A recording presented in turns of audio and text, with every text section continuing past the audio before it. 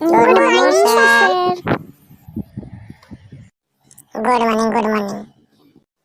আচ্ছা, তোদেরকে যে কালকে ছাগলের রচনাটা লিখে আনতে বলেছিলাম সেটা মুখস্থ করেছিস তো? স্যার ওদেরকে কি বলছেন? আমাকে বলুন, ওরা কিছু জানে নাকি? স্যার আমি কাল হাঁটছিলাম, আমি কাল স্কুলে আসি নাই, আমি তো কিছু জানি না। কিরকম হাঁটছিলি রে? এই ধরুন স্যার, এমনই হাঁটছিলাম, খুব পাতলা পাতলা হাঁটছিলাম।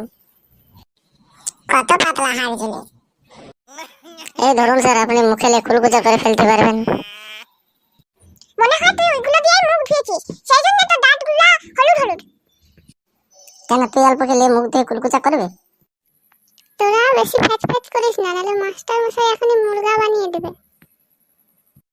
লে অত শত বাদ দে, যে ছাগলের রচনাটা বলেছিলাম ওইটা বল দেখি, শুনি ভালো করে কি কি লিখেছিস। স্যার বলবো, বলছি দাঁড়ান। ছাগল আমাদের গৃহপালিত পশু।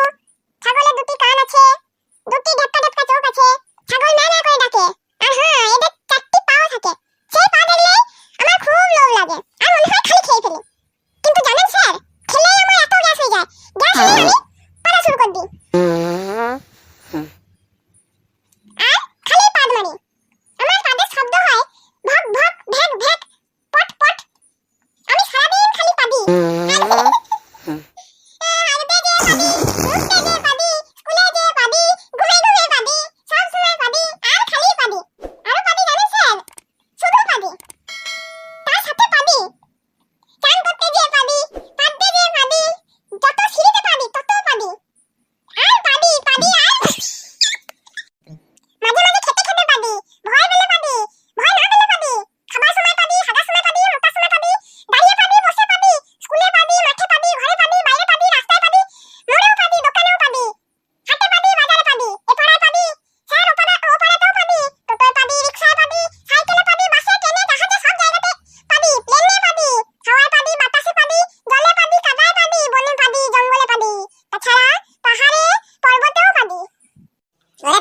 থাম, এত তাড়াতাড়ি পারিস না, আস্তে আস্তে পান। তুই ছাগলের রচনা বলছিস নাকি পাদের রচনা বলছিস?